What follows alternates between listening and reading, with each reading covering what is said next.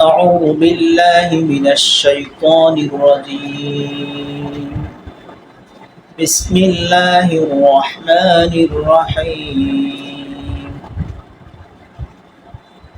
لقد كان لكم في رسول الله أسوة حسنة لمن كان يرجو الله واليوم الآخر وذكر الله كثيرا আল্লাহ রাব্বুল আলামিন এই আয়াতের মধ্যে বলেন তোমাদের জন্য, অর্থাৎ তোমাদের কল্যাণের জন্য, তোমাদের সফলতার জন্য হযরত রাসূল করিম সাল্লাল্লাহু আলাইহি ওয়াসাল্লামের মধ্যে উত্তম আদর্শ রয়েছে। তোমাদের জন্য মানে এর ব্যাখ্যা হচ্ছে লিমান কানা ইয়ারজুল্লাহ ওয়াল ইয়াওমাল আখির, অর্থাৎ তোমাদের মধ্যে হতে যে ব্যক্তি পরকালের সফলতা আল্লাহ তাআলার কাছে আশাবাদী, বেশি বেশি করে জিকির করে। এর দ্বারা মুনাফিকরা বের হয়ে গেছে।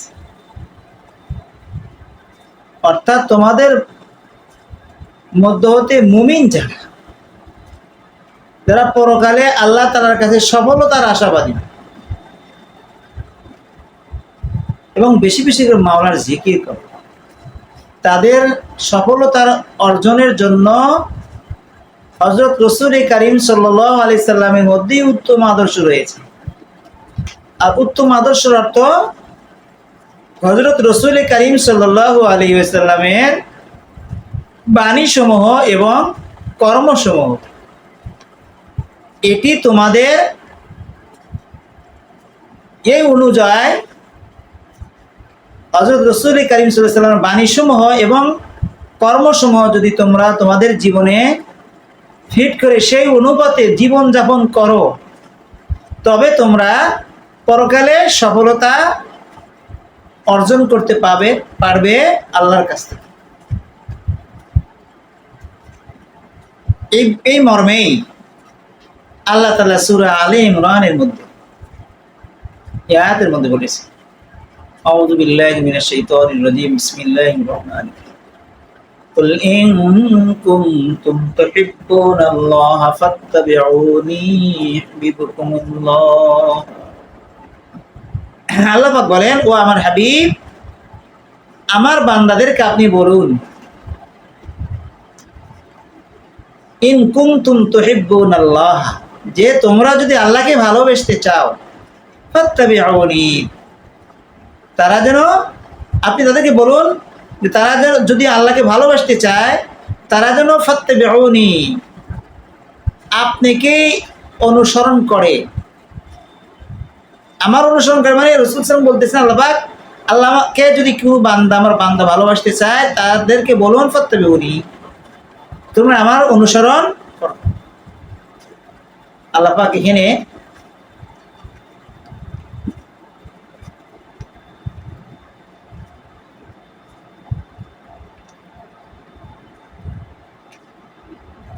ফাহিব্বুনি বলেন, কুল ইন কুনতুম তুহিব্বুনাল্লাহ ফাহিব্বুনি, এটি বলেন যে তোমরা যদি আল্লাহকে ভালোবাসতে চাও তাহলে আমি মুহাম্মদকে ভালোবাসো। ডাইরেক্ট এমনটি বলতে পারতেন, কিন্তু তা না বলে এবার বলেছেন ফাত্তাবিউনি, তোমরা আমার তরিকার অবলম্বন করো, আমার তরিকা, আমার সুন্নত, আমার দ্বীন তোমাদের জীবনে ফিট করে আমাকে ভালোবাসো। তাহলে আমাকে ভালোবাসা হলে আল্লাহকেও ভালোবাসা হবে, অর্থাৎ তখন তোমাদেরকে আল্লাহ পাক ভালোবাসবে। এই বিষয়ে আল্লাহ হাবিব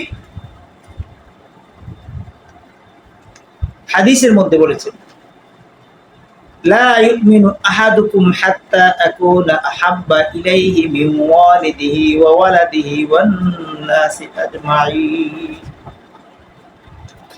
তোমাদের মধ্য হতে কোনো ব্যক্তি ওই পর্যন্ত পূর্ণাঙ্গ মুমিন হতে পারবে না যতক্ষণ পর্যন্ত তার নিকটে আমি মুহাম্মদ, তার ছেলে মেয়ে, মাতা পিতা, আত্মীয় স্বজন, এমনকি তার জানের চেয়েও বেশি প্রিয় আমি না। হাদিস যখন রাসূল করিম সাল্লাল্লাহু আলাইহি ওয়াসাল্লাম হযরত ওমর রাদিয়াল্লাহু তাআলা বললেন, ইয়া রাসূলুল্লাহ সাল্লাল্লাহু আলাইহি ওয়াসাল্লাম, আপনি তো আমি সবচেয়ে বেশি ভালোবাসি, তবে আমার জানের চেয়ে নয়। তখন হযরত রাসূল করিম সাল্লাল্লাহু আলাইহি ওয়াসাল্লাম বললেন, ওমর তুমি এখনো কামিল মুমিন হতে পারোনি। তাৎক্ষণিক হযরত রাসূল করিম হযরত ওমর রাদিয়াল্লাহু তাআলা বললেন, ইয়া রাসূলুল্লাহ ইয়া হাবিবাল্লাহ, এখন আপনাকে আমি জানের চেয়েও বেশি ভালোবাসি। তখন রাসূল করিম সাল্লাল্লাহু আলাইহি ওয়াসাল্লাম বলে, এখন তুমি কামিল মুমিন হয়েছো। এখন প্রশ্ন হচ্ছে যে তাহলে রাসূল করিম সাল্লাল্লাহু আলাইহি ওয়াসাল্লাম কি জানের চেয়েও বেশি ভালো? যতক্ষণ কেউ ভালো না বাসবে ততক্ষণ মুমিন হতে পারবে না। কিন্তু হুজুর সাল্লাল্লাহু আলাইহি ওয়াসাল্লামের চাচা আবু তালেব তো রাসূল সাল্লাল্লাহু আলাইহি ওয়াসাল্লামকে জানের চেয়েও বেশি ভালোবাসছে, তবু কেন সে মুমিন হতে পারলেন না? কামিল মুমিন তো দূরের কথা, মুমিন হতে পারলেন না কেন? এই প্রশ্নের জবাব হচ্ছে রাসূল করিম সাল্লাল্লাহু আলাইহি ওয়াসাল্লামকে ভালোবাসার পদ্ধতি দুটি। এক নম্বর হচ্ছে রাসূল করিম সাল্লাল্লাহু আলাইহি ওয়াসাল্লাম যে দ্বীন নিয়ে এসেছে, সেই দ্বীন গ্রহণ করে রাসূল সাল্লাল্লাহু আলাইহি ওয়াসাল্লামের তরিকা, হুজুর সাল্লাল্লাহু আলাইহি ওয়াসাল্লামের আদর্শ অনুযায়ী জীবন যাপন করা, মাধ্যম দিয়ে আল্লাহর হাবিবকে ভালোবাসা। যেই ভালোবাসা পদ্ধতিতে রাসূল সাল্লাল্লাহু আলাইহি ওয়াসাল্লামকে হযরত সাহাবায়ে কেরাম ভালোবাসছেন, হযরত আবু বকর, হযরত ওমর, হযরত ওসমান, হযরত আলী, সমস্ত সাহাবায়ে কেরামই ভালোবাসছেন, যার কারণে তারা জান্নাতি হয়েছে।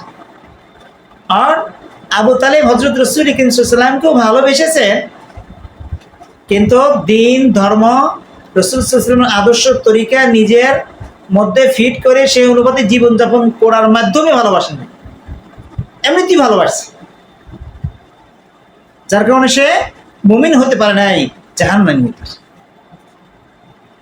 এই মর্মে আল্লাহর হাবিব আরেকটি হাদিসে বলেন, বলল উম্মতি ইয়াদখুলুনাল জান্নাহ ইল্লা আবা, আমার প্রত্যেকটা উম্মত জান্নাতে প্রবেশ করবে, তবে যে আমাকে মান্য করে না। ক্বালা কিলা মান আবা, কিলা মান আবা, প্রশ্ন করা হলো রাসূল করিম সাল্লাল্লাহু আলাইহি ওয়াসাল্লাম কে, ইয়া রাসূলুল্লাহ আপনাকে অমান্য করে কে, কারা?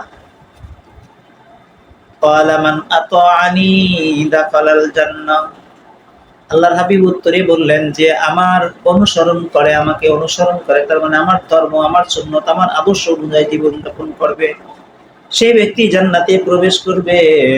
ওমান আসানি ফাকাদ আবা, আর আমার ধর্ম, আমার দ্বীন, আমার তরিকা, আমার আদর্শ যে ব্যক্তি গ্রহণ করে নিজের জীবনে ফিট করবে না, নিজের জীবনকে সেই অনুপাতে চালাবে না, সে আমাকে অমান্য করলো।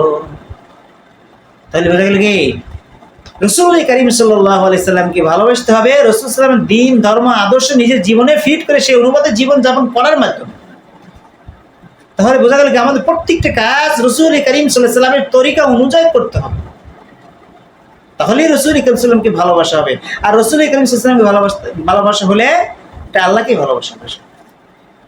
এবার আসুন আমাদের দেশে বর্তমানে এই যে 12 রবিউল আউয়াল গেল, জশ্নে জুলুসে ঈদে মিলাদুন নবী, এর মাধ্যমে যে তারা দাবি করতেছে আমরা আশিকে রাসূল, আমরাই নবীর আশিক, এই আশিক দাবি করাটা মিথ্যাবাদী, মিথ্যা প্রমাণিত হয় এই সকল কোরআনের আয়াত এবং হাদিসের মাধ্যমে। কিভাবে? তারা মিলাদুন নবীর তারিখ একটা জিনিস, আর মিলাদুন নবীর দিবস। মিলাদুন নবীর তারিখ হচ্ছে 12 রবিউল আউয়াল, জনসাধারণের কাছে সবার কাছে প্রসিদ্ধ, কিন্তু এই মিলাদুন নবীর তারিখ যে 12 তারিখ, এটা কিন্তু প্রতি বছরই সোমবারেই হয় না, বিপরীত হয় অনেক সময়। যার কারণে রাসূল করিম সাল্লাল্লাহু আলাইহি ওয়াসাল্লাম জন্ম দিবস মিলাদুন নবীর তারিখকে পরিহার করেছেন, বর্জন করেছেন, সেটা কি করেন, পালন করেন নেই। বরং রাসূল করিম সাল্লাল্লাহু আলাইহি ওয়াসাল্লাম মিলাদুন নবীর দিবস পালন করছেন সোমবার। রাসূল করিম সাল্লাল্লাহু আলাইহি ওয়াসাল্লাম প্রতি সোমবারে রোজা রাখতেন। সাহাবায়ে কেরাম জিজ্ঞাসা করলেন, ইয়া রাসূলুল্লাহ আপনি প্রতি সোমবারে রোজা রাখেন, কারণ কি? রাসূল করিম সাল্লাল্লাহু আলাইহি ওয়াসাল্লাম বলে, দুটি কারণে রাখি আমার সাহাবীরা। এক নম্বর কারণ হচ্ছে কোরআন অবতীর্ণ হয়েছে সোমবারে, প্রথমেই সোমবার, যেদিন কোরআনের অবতীর্ণ হওয়া শুরু হয় সেদিন ছিল সোমবারের দিন। এত বড় নিয়ামত আল্লাহ তাআলা আমাকে দিয়েছেন, সোমবারের দিনে শুরু করেছেন, এই কারণেই আমি রোজা রাখি। 2 নম্বর কারণ হচ্ছে আমাকে আল্লাহ পাক পৃথিবীতে প্রেরণ করছেন সোমবারের দিন, আমার জন্মদিন সোমবার, এই শুকরিয়াতা আমি কি করি, রোজা রাখি। তাহলে রাসূল করিম সাল্লাল্লাহু আলাইহি ওয়াসাল্লাম মিলাদুন নবী জন্মদিবস পালন করছেন কার মাধ্যমে? রোজা রাখার মাধ্যমে। বিষয় দুটি কিন্তু খেয়াল করবে। এক নম্বর হচ্ছে ঈদে মিলাদুন নবীর তারিখ 12 তারিখ, এটি রাসূল সাল্লাল্লাহু আলাইহি ওয়াসাল্লাম পালন করেননি, দিবস পালন করছেন, সেটা হচ্ছে সোমবারের দিন। কি কার মাধ্যমে পালন করছেন? রোজা রাখার মাধ্যমে। আর বর্তমান যারা আমাদের দেশে জশ্নে জুলুসে ঈদে মিলাদুন নবী পালন করলো 12 রবিউল আউয়ালকে নির্ধারণ করে তারিখ। রাসূল কিন্তু তারিখকে কি করে নাই, পালন করেননি। রাসূল পালন করছেন দিবস, আর তারা পালন করতেছে তারিখ। রাসূলের তরিকের বিপরীত চলে গেছে। আর রাসূল সাল্লাম তাও দিবসকে পালন করছেন রোজা রাখার মাধ্যমে, আর তারা ঈদের মাধ্যমে। রোজা রাখা হয় হলো না খেয়ে রোজা রাখতে, আর ঈদ হচ্ছে খানা পিনার ধুমধামের মাধ্যমে হয়। তাহলে কি রাসূল সাল্লাল্লাহু আলাইহি সাল্লামকে ঈদে মিলাদুন নবীর মাধ্যমে যে ভালোবাসলো, রাসূল যেভাবে ঈদে মিলাদুন নবী যাপন করেছেন, ঈদে মিলাদুন নবী যেভাবে পালন করেছেন, সেভাবে কি তারা করলো? তাহলে রাসূল সাল্লাল্লাহু আলাইহি ওয়াসাল্লাম তরিকার বিপরীত করলো। রাসূল করিম সাল্লাল্লাহু আলাইহি ওয়াসাল্লামের তরিকার বিপরীত। রাসূলকে ভালোবাসলে তো ভালোবাসা হবে না, সেই ভালোবাসাটা হবে আবু তালেবের মতন, সেই ভালোবাসাটা হবে আবু জাহেলের মতন। আবু জাহেল তো নবী করিম সাল্লাল্লাহু আলাইহি ওয়াসাল্লামের জন্মের সুসংবাদ শুনে দাসীকে আঘাত করে দিয়েছিল, তারপরে তো সে জাহান্নামী। তাহলে রাসূল করিম সাল্লাল্লাহু আলাইহি ওয়াসাল্লামের তরিকা অনুযায়ী রাসূলকে ভালোবাসতে হবে। মিলাদুন নবী হুজুর সাল্লাম যেভাবে পালন করে সেইভাবেই করতে হবে, রোজা রাখার মাধ্যমে। কিন্তু তারা করে কি খানা পিনার মাধ্যমে। তাহলে কি এতে রাসূল সাল্লামকে ভালোবাসা হলো? রাসূল করিম সাল্লাল্লাহু আলাইহি ওয়াসাল্লামকে অমান্য করা হলো। আর রাসূল করিম সাল্লাল্লাহু আলাইহি ওয়াসাল্লামকে যারা অমান্য করে তারা কোথায় যাবে? জাহান্নামে। আর রাসূল করিম সাল্লাল্লাহু আলাইহি ওয়াসাল্লাম তরিকাকে জীবনের মধ্যে ফিট করে যারা রাসূলকে ভালোবাসে তারা জান্নাতি। বিষয়টি কি বুঝে আসছে? তাহলে এই যে আমরা যে জশ্নে জুলুসে ঈদে মিলাদুন নবী পড়ি, এটা রাসূল করিম সাল্লাল্লাহু আলাইহি ওয়াসাল্লামের এর মাধ্যমে ভালোবাসতে চাচ্ছি, কিন্তু এই ভালোবাসাটা তো রাসূলের তরিকার বিপরীত হচ্ছে। এই ভালোবাসার দ্বারা রাসূল সাল্লাল্লাহু আলাইহি ওয়াসাল্লামকে ভালোবাসা হবে না, এবং রাসূল সাল্লাল্লাহু আলাইহি ওয়াসাল্লামকে অমান্য করা। যার কারণে আমরা উলামায়ে কওমি যাদের আমাদেরকে বলে কি তারা কি ওয়াহাবি, কাফের।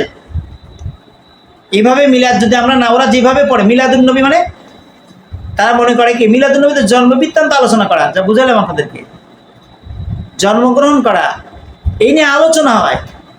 কিন্তু ওরা বুঝায় কি এর মিলাদুন নবী মানে কয়েকজন মিলে দরুদ সাল্লাল্লাহু বলে দরুদ শরীফ পড়া এবং কিয়াম করা। এটা হচ্ছে মিথ্যা অপব্যাখ্যা দেয়, মিথ্যা ব্যাখ্যা দেয় আপনাদের। আর ওইভাবে রাসূল করিম সাল্লাল্লাহু আলাইহি ওয়াসাল্লাম দরুদ পড়া এটা উত্তম আফজাল ইবাদত, তবে ওইভাবে রাসূল সাল্লাম কখনোই সাহাবা ইকরামদেরকে শেখাননি। সাহাবা ইকরাম এমনভাবে করেন, তবে তাবিন কেউ করেনি। হ্যাঁ, রাসূল করিম সাল্লাল্লাহু আলাইহি ওয়াসাল্লামের উপর দরুদ পড়া উত্তম ইবাদত, ওযুর সাথে সর্বদা বা নির্জনে বসে চলতি ফিরতি পবিত্র অবস্থায় দরুদ শরীফ পড়া। এই জন্য তো সবই মিলিত হয়ে দরুদ শরীফ পড়ার কথা নেই। আল্লাহ পাক কোরআনের মধ্যে দরুদ পড়ার কথা বলেছেন, কিন্তু জুমার শিখে আছে ঠিক, কিন্তু ওপরে ইনফিরাদ, যার যেভাবে শুধু সেভাবে পড়া।